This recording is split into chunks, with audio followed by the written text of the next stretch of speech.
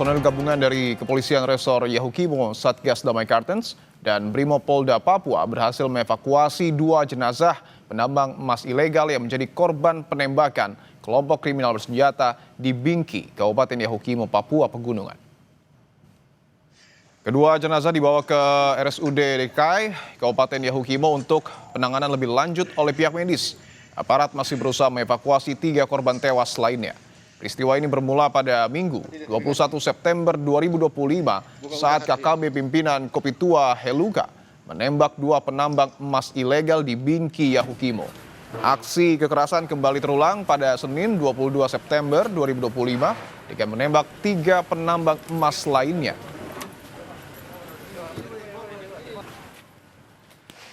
Sebelumnya, saudara, upaya evakuasi ini sempat tertunda 3 hari karena terjadi kontak tembak dan cuaca buruk.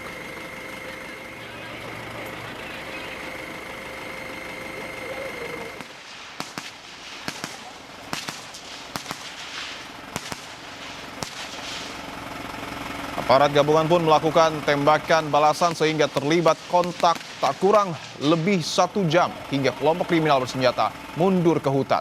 Meski berhasil memukul mundur KKB, evakuasi belum dapat dilakukan karena cuaca di lokasi yang tidak mendukung. Telah berhasil mengevakuasi 2 dari 5 korban masyarakat penambang yang menjadi korban aksi pembunuhan oleh KKB yang menamakan dirinya Kodap 16 Yahukimo.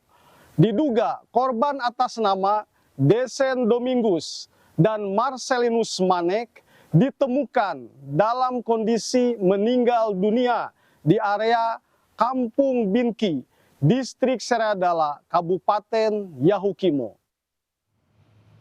Bagaimana upaya aparat gabungan untuk mengevakuasi 3 jenazah penambang emas ilegal lainnya? Sudah ada jurnalis Kompas TV, Vindi Rakmeni. Vindi, selamat petang. Apa yang sebenarnya masih jadi penghalang dari upaya evakuasi 3 jenazah lainnya? Ya, selamat petang Vindi dan juga saudara, terkait kendala yang dihadapi oleh tim gabungan dari Satgas Damai Kartens bersama dengan personil Polres Yahukimo dan juga Satuan Brimopolda Papua.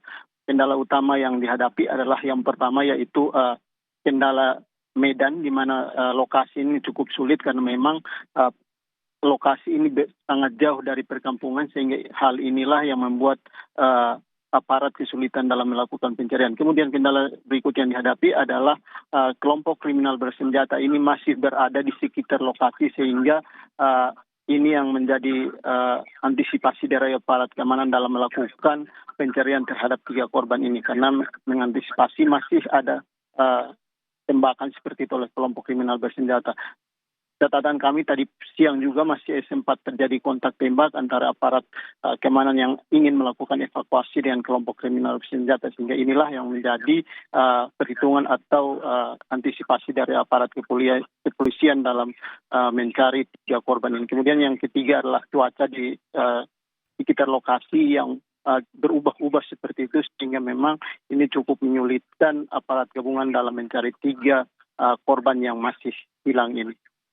Oke, artinya dengan kendala cuaca, keamanan, dan juga jarak, skenario yang disiapkan oleh aparat gabungan untuk bisa melakukan evakuasi secepatnya apa?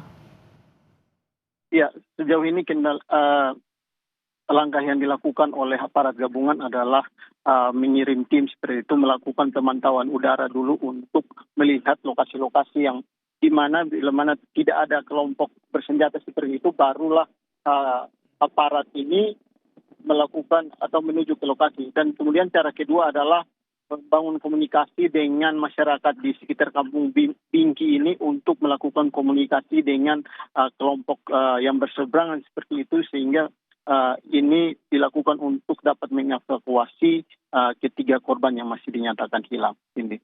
Terima kasih jurnalis Kompas TV Vindi Rakmeni, tetap berhati-hati, selamat bertugas kembali.